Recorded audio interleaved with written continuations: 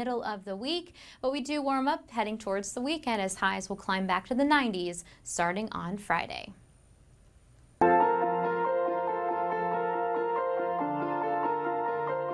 More moms in America say their mental health is in much worse shape than it was nearly a decade ago.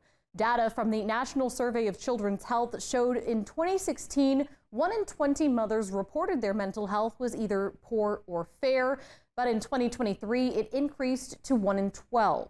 Blessing Iwachuku shows us how Texans are tackling postpartum depression for moms and dads. From one traumatic birth to a traumatic experience for her husband watching her give birth for a second time.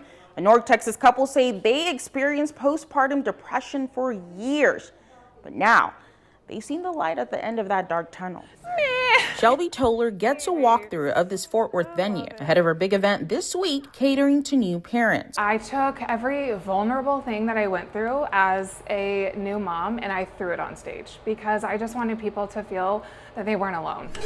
It's a feeling the mom of two knows all too well. She's the CEO and founder of Love to Mama. Hey guys, okay, I need to check back. A business she created following her postpartum journey with her girls. There was a lot of shame with that. I'm not gonna lie. I wasn't Love to Mama at this time. I was just a brand new mom feeling horrible about what I was feeling, what I was thinking. So I didn't share that with a lot of people. There's things that I didn't tell my husband. More moms and dads are sharing they're in a bad spot mentally as well. Nearly 200,000 mothers participated in the National Survey of Children's Health in 2016 and 2023. It showed a snapshot in time for the self-reporting moms, but there was an increase in moms who felt their mental health was poor or fair. You know, I'm not even sure that it's an increase in the postpartum depression itself, but certainly the awareness. Melissa Bentley is a coordinator and program manager for Postpartum Support International, or PSI, an organization created nearly 40 years ago, focused on perinatal mental health conditions and disorders. 2 weeks ago, I was using